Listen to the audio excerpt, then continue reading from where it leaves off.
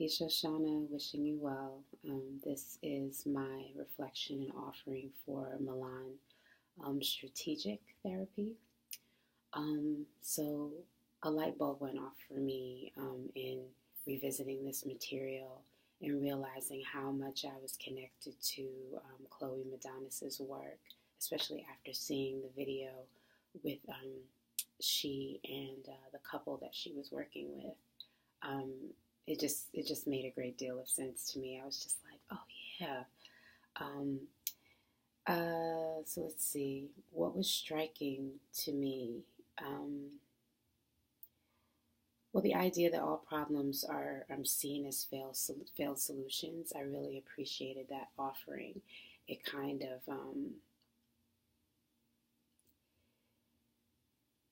yeah. It just reminds us of our responsibility as therapists, healers, to help our clients to reorganize. They may have had these ideas or strategies to heal challenges in their lives, and we're simply there to help them look at the things that are good within those attempts and piece something together that is going to yield a more progressive and productive resolve, if that makes sense. So I appreciated that offering. And the necessity in disrupting patterns in order to make change. That was also like a really potent takeaway for me. Um, so, what am I curious about? Um, I think I'm curious about seeing um, this work, how I am going to use this work, because when a light bulb turns on and you're like, okay, I read this resonates with me. I'm curious to see how I'm actually going to utilize this in working with clients, with working with families, with working with couples in particular, because that's like, I realize that that is my focus. I really want to work with couples understanding that, you know, our definitions of love and togetherness and connectedness are jaded, and it really is about our individual definitions rather than the ones that we've inherited.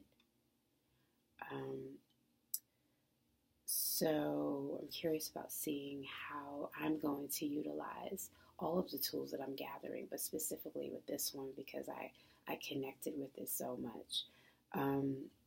What lands with me and why? The 6 human needs exercise was pretty dope. Okay, in Chloe Madonis.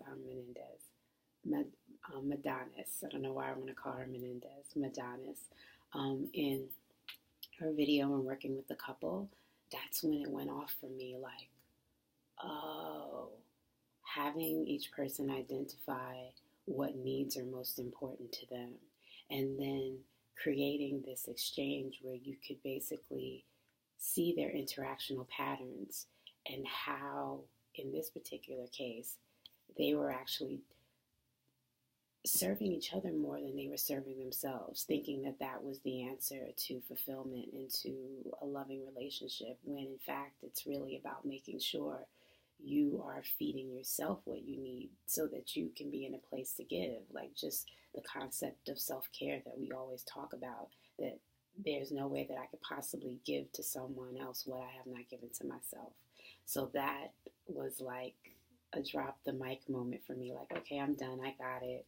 So 6 human needs is definitely, that exercise is going to be something that I put in my medicine bag. And also just the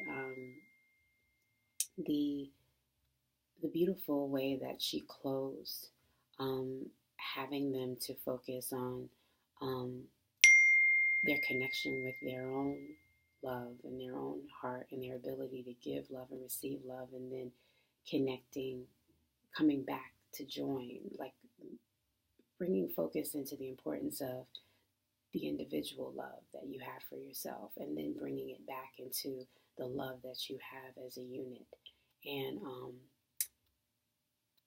it being something that they could use at home whenever they find themselves in a space of challenge. I really appreciated that. It was just it was a beautiful experience, and I understand now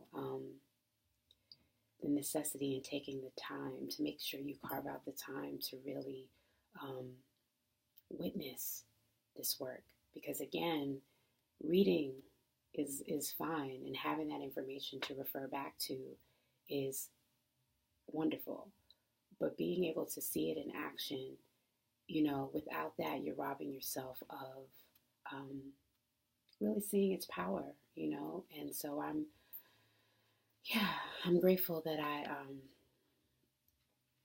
put fear to the way in the back seat, and am standing in this and really feeling the benefits of this. Um, Unfortunately, because of my timing, I wasn't really able to interact with my peers. But I appreciate this cohort so much, and really am inspired by everyone's thought forms around all of the material that we are offered and given.